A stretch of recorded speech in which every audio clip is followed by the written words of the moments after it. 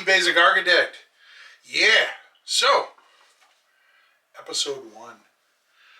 Today we're going to embark on a slightly different journey here on YouTube. You may have heard me mention in my videos, I've been doing this for almost 30 years, right? 30 years in the building industry. 27 of them, plus or minus, as a registered architect. And this is over 30 years because I was doing projects when I was in college and helping out some builder friends, etc.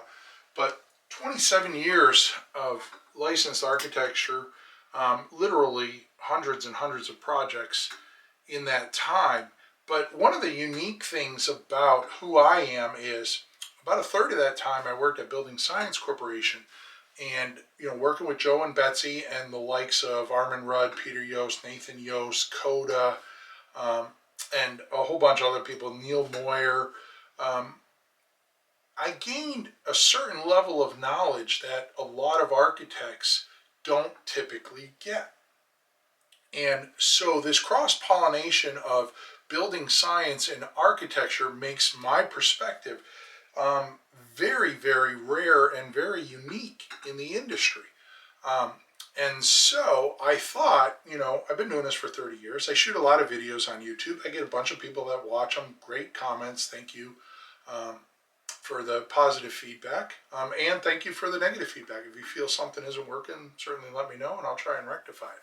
But the understanding that the fact that I've been doing this for over 30 years and have all these projects, I thought it would be really interesting that if I could take that information and somehow bring it back and talk to you about some of these projects. Now, so I thought, well, my good friends at Vibe teamed up with, and by having that, it changes the way that I can deliver information. It doesn't necessarily have to be a video out on a job site or an overhead shot of Big Red or something like that. We can be far more fluid and interactive because I can bring up drawings from an old project. I can bring up construction photos. I can talk about the do's, don'ts, wills, and won'ts of all of those projects. And it got me thinking, okay, so what I really should be doing is setting up what I call an architect series. And these architect series, they might be something like 12 to 14 episodes. I'm just going to thin the pen a little here.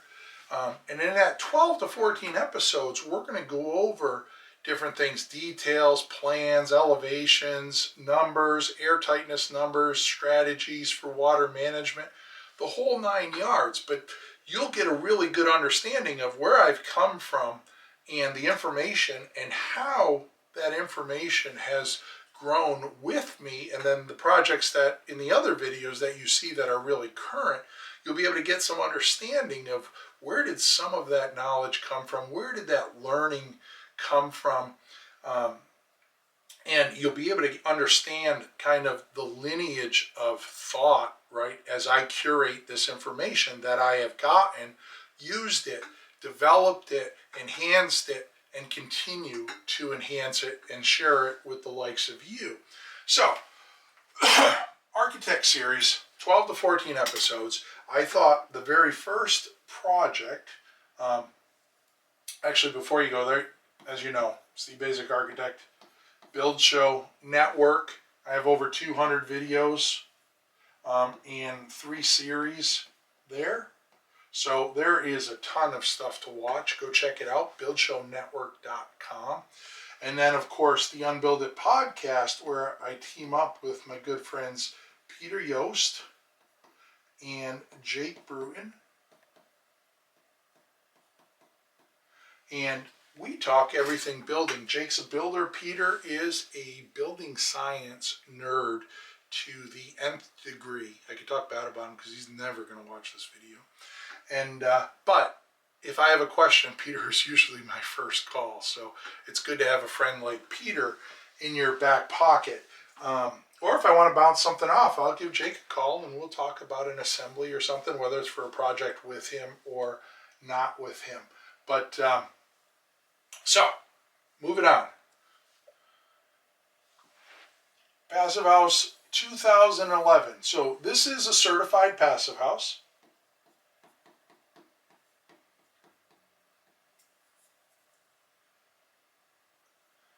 Nope. Oh. So that didn't work as planned. Sometimes my scribble doesn't work so good. So let's erase that. We'll try it again. So this was a certified, and still is, certified passive house. And it was certified in the year 2011. A little background on it. 2009 is when we designed it. 2010 is when we did construction. So 2009, we started this project, 2020, 14 years ago, right?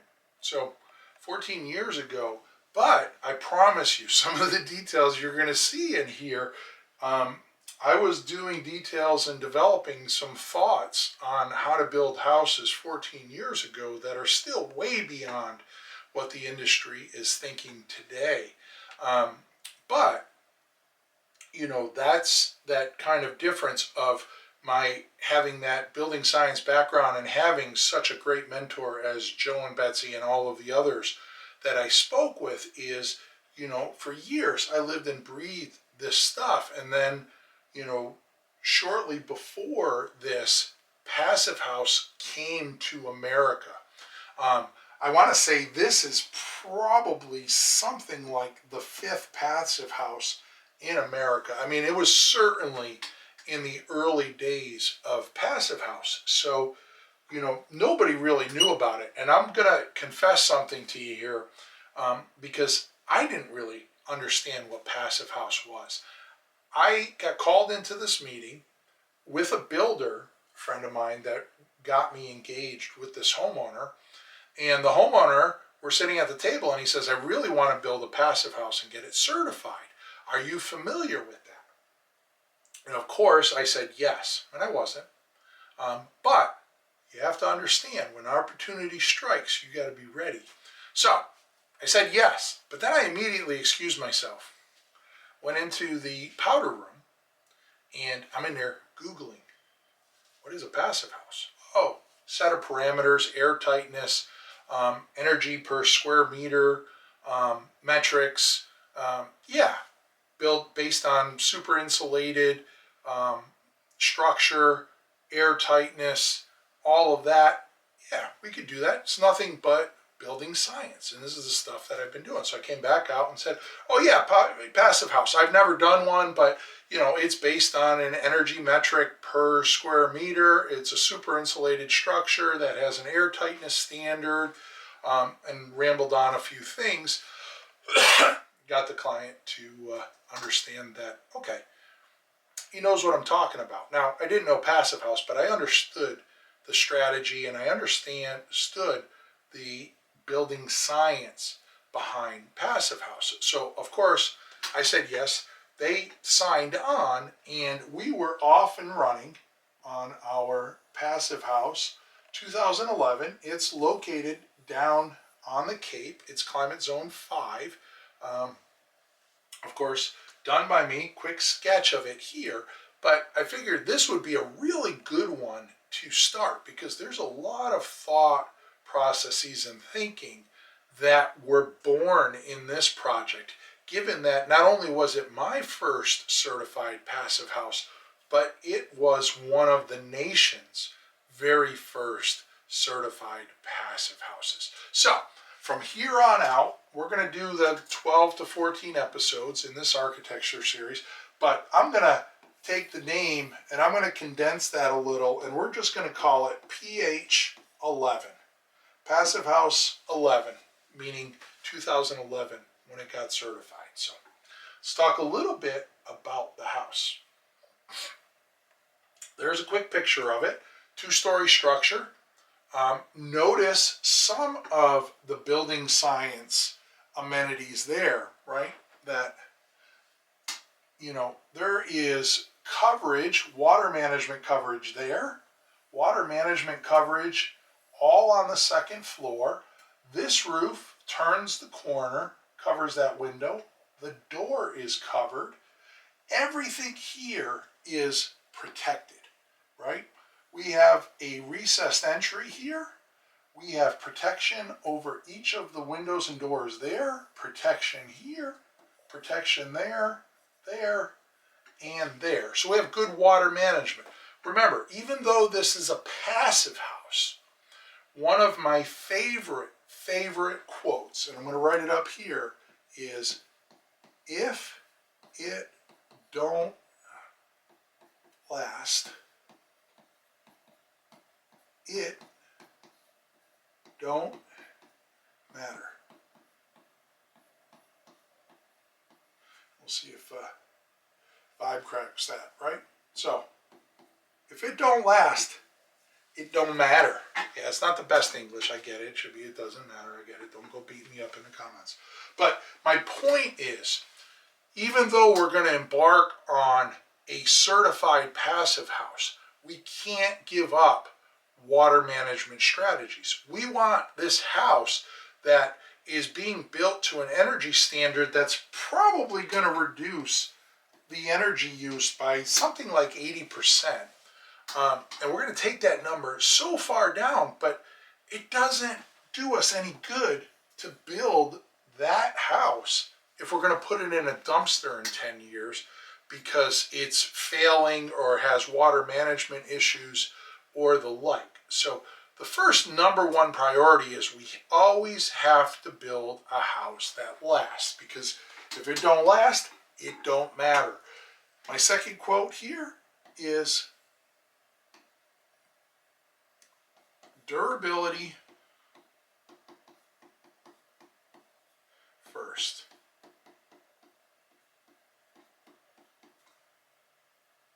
You know, one of the interesting things about durability is I can build a house that's energy efficient, I can build one that's comfortable, I can build one that's healthy. But if I don't build one that's durable and that is going to last, then I haven't done crap in my eyes. I know that's kind of blunt, but that's the reality of it. Durability first. You have to build a house that's going to last. And so, again, look at these overhangs, look at the protection on the windows, right? Joe would always say, it's not about whether or not a window will leak, it's just a question of when, right? It's kind of like death and taxes. You know you're going to get them, just, you know, at some point, when is it going to happen? Well, the same with windows. Notice that we have some PV on here, but understand, because this was 2011, Passive House didn't give us any performance enhancement or benefits from using PV. That was above and beyond the Passive House certification. Now, since then, you can now use some of that enhancement as part of the Passive House calculation. But back then, you couldn't. So everybody in these last, 12, 13 years since I started designing this project has learned a little something, right? Passive House has become more climate tuned in their parameters. When we did this house, it was one set of rules for all climate zones across the country, which was ludicrous, because you're building to the same standard in San Diego that you might be building in Minneapolis, which is crazy. Minneapolis is far more severe weather than San Diego is. So there should be some kind of sliding scale that understands the difference between those climate zones. So again, everybody was learning as we went down the road of Passive House, but very exciting project here. Here's the floor plans. Pull this one over. Beauty of the Vibe board latest, right? You can pull that over. We can zoom in on it. The front porch here, front door here to a front entryway. It is a not so large plan, right? The gross square footage on this plan was 1839 square feet. The net on the inside, these are 12-inch walls. They're a double stud wall. The outside is a 2x6, 24-inch on center. The inside is a 2x4, 24-inch on center. 1839. The net on the inside, this was gross. The net was 1655, I believe, square feet. So that left something like, there's 184 square feet of exterior wall, which is pretty considerable. I mean, 184 square feet, that's a bedroom and a nice bedroom and a closet that we were giving up just to develop the plan. So you can see, come in the front door, we have access in, dining room here, living room set back here, the stairway that went up, the kitchen island with more kitchen cabinetry there, and then kind of the back door, back entry, powder room with laundry, and then, oh, nope, we want to go back up, sorry. Has a nice patio out front here, and we had a nice little fire pit that we put there, but the second floor here was basically 3 bedrooms, right? Bedroom 1, 2, 3. Bedrooms 2 and 3 were the secondary bedrooms. So those had what I term a Jack and Jill bath. So you have basically the sink room and then you have a tub toilet room. Bedroom 1 was set up as a suite and it has its own bathroom. So it has an oversized vanity, toilet, and then shower there. So not a whole lot of square footage magic here, but understand that, you know, one part of Passive House is, you know, not necessarily doing the 10,000 square foot house. It is about doing, you know, really responsible design also, in my view. So, you know, doing an 1,840 square foot, 3 bedroom, 2.5 bath, you know, I thought that was in full alignment with Passive House. Moving on, you can see the elevations here. This is the front, or more importantly, the south elevation. This is the east elevation. Now, a couple things to point out as we look at these. Notice the amount of glazing here, right? We're probably something like about 32% of the wall area here is glass. Put that up a little. Right over here, this is, I believe, is something like 8%. You know, we have a door, a window, and then a couple small windows up in the bathrooms there. Understand though, look at, we have that full protection, and if I switch to my blue marker and talk about water management, then let's, you know, we could talk about that. We have protection there, we have protection there, there, under the porch, protection there, there, and there. So we've maintained that durability from a water management perspective. Also understand that Passive House really relies on the sun coming in through these windows. And you'll see in later episodes where I'm going to talk about it, over half of the heating energy required to heat this home comes through the windows as sunlight. So as long as the sun rises, imagine that, half of your energy bill, your heating energy bill, is bought and paid for by Mother Nature. Moving on, these are the west and the north. This one is probably somewhere around 3%, I believe. This one is another 8% there. But you can see, for the most part, we have our protection. Switch back to the blue. We have our protection there. Here we have, yes, some that are somewhat, I won't say unavoidable, but you know, with two-story houses, you kind of have to pick and choose your battles. You can see the front entryway is there, but these three windows are, again, you know, slightly challenged, but we have these here fully protected. And again, look at on the north side, right? Because we wanted to bring in that sunlight, we wanted to put it into spaces, and we're gonna zip back here and go to the floor plan because this is a really important point. If I bring up the yellow, right? If the sun, and if this is north here, this is the south elevation. I want to maximize, you know, windows there, and look at all the windows on the second floor, right? We want that sunlight to come in. Look at the windows on the north. These are those small little windows, right? We don't have a lot of sun coming in there, so we would put little windows, enough to get light, enough to see what the weather's like there, maybe some ventilation, we can crank them open.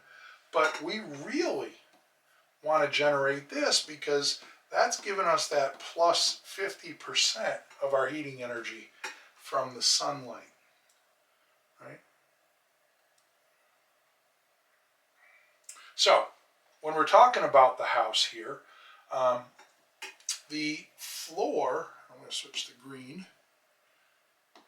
So, the green, our insulation levels in the floor here were about R74, and we're going to go through all of this stuff in the episode. I'm just kind of giving you the icebreaker video here so we get an understanding of what we're dealing with. The wall here was R70, and then the ceiling lid here, we're talking somewhere around R108. Yes, these are a little crazy, but again, remember, I gotta constantly remind you, we're not building this house today. We built this house 14 years ago under the infancy of passive house metrics. We've learned a lot about passive house energy efficiency and such in those last 14 years that we wouldn't have to build this again. I'm doing another house literally down the street to the prescriptive method, and all of these numbers are probably cut by 25-30% at least. So we've come to understand a lot in doing this. Also understand that if we wanted to take the volume of this house, right here, and understand what it is, the four walls, they account for about 2552 square feet. So 2,500 square feet. The floor and the ceiling plane, that accounts for about 1,839 square feet. That's floor and ceiling. So the total number on that is 6220. Oh, 6220. Yeah. So 6220 is the total surface area on this house. check one thing here. Yeah.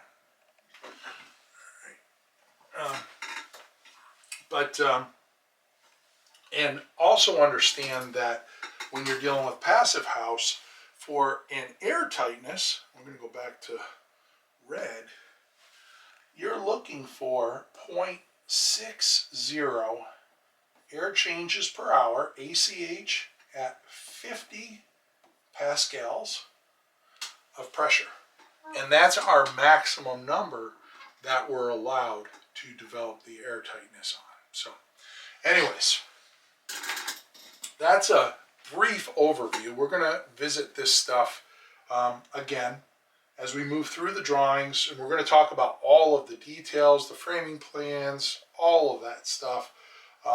You know, the floor plans, again, 3.5 bedroom, 2.5 bath, totaling 1,839 square feet of space. And, you know, I think one of the most impressive numbers is that over 50% of the energy bill is simply bought and paid for by the sun rising. So keep that in the back of your head. We're going to move on, and I got a really exciting episode coming up in episode 2 for you. But I'll leave that as a cliffhanger right there. If you're looking for more, let's switch to green, right? Obviously, I'm Steve Basic Architect. My new toy here is the Vibe board. You can find me on the Build Show Network and the Unbuild It podcast.